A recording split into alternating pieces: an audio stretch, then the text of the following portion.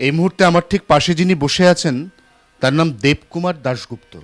এই মুহূর্তে তার বয়স ৮৬ বছর। তিনি জটিল স্নায়ুরোগে আক্রান্ত। তার উপর একটা সময় ক্রমাগত মানসিক চাপ তৈরি করেছিল দেবরাজ চক্রবর্তী। শুধু কি মানসিক চাপ, তিনি একটা জগন্নাথ মন্দির তৈরি করেছিলেন। ভাবুন, এই বাগুইয়াটি জ্যাংরার বুকে একটা প্রমাণ মাপের জগন্নাথ মন্দির তিনি তৈরি করলেন সম্পূর্ণ নিজের ফান্ড বা টাকায়। সেই জগন্নাথ মন্দিরকে কেন্দ্র করে ক্রমশ বাড়তে থাকলো তোলাবাজির চাপ। জগন্নাথ মন্দিরে সারা বছর বিভিন্ন অনুষ্ঠান হয়, স্নানযাত্রা, রথযাত্রা, আরও কত কিছু। সেই জগন্নাথ মন্দিরের প্রত্যেকটি উৎসবে দেবকুমার বাবুর ওপর চাপ বাড়ছিল দেবরাজকে মোটা টাকা তুলে দেওয়ার।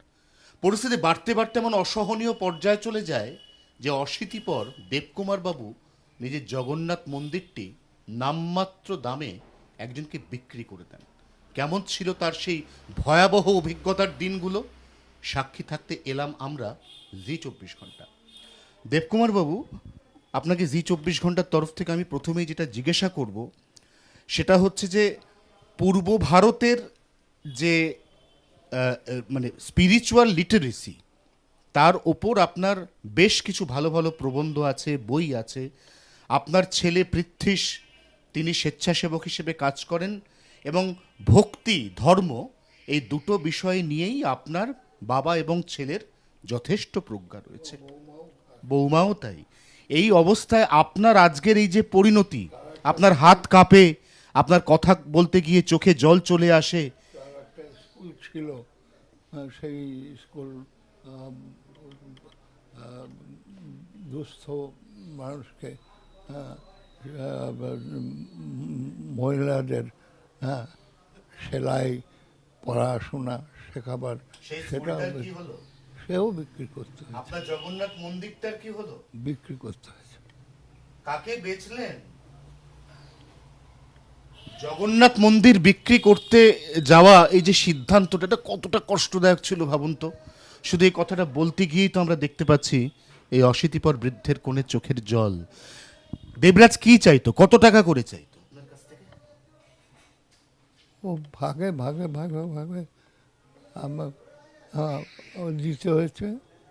ওরা আর আপনার ছেলেকে ছাড়া হবে না, আপনার ছেলেকে চালান দেওয়া হবে।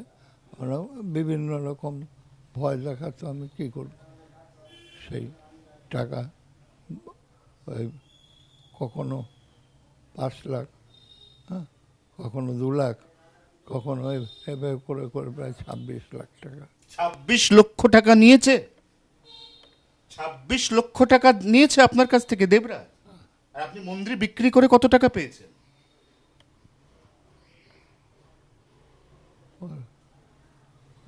ওই তারপর কত? আমার না, তার বেশি। আমি আমার যখন ছেলেই পৃথ্বীশবাবু বলছিলেন যে আপনি বোধহয় মন্দির বিক্রি করে ৭ লাখ টাকার কাছাকাছি পেয়েছেন। ২৬ লাখ টাকা দেবরাজ চক্রবর্তী এনার কাছ থেকে নিয়েছে। আচ্ছা, আপনারা একটা কথা বলুন তো, যারা দর্শকরা এই মুহূর্তে দেখছেন, এনাকে দেখে, এনার শারীরিক অবস্থা দেখে আপনার এনার কাছ থেকে ১০ টাকাও চাইতে ইচ্ছা করবে?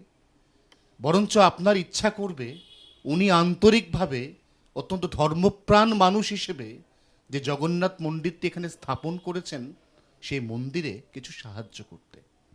কতটা অমানবিক এবং কতটা এরকম আচরণ একটা মানুষের, যিনি আবার জনপ্রতিনিধির স্বামী, তার এই আচরণ, যে আচরণের মাসুল গুণে এমনিতেই অসুস্থ থাকা অশীতিপর এই বৃদ্ধ এই মুহূর্তে জটিল স্নায়ুরোগে আক্রান্ত।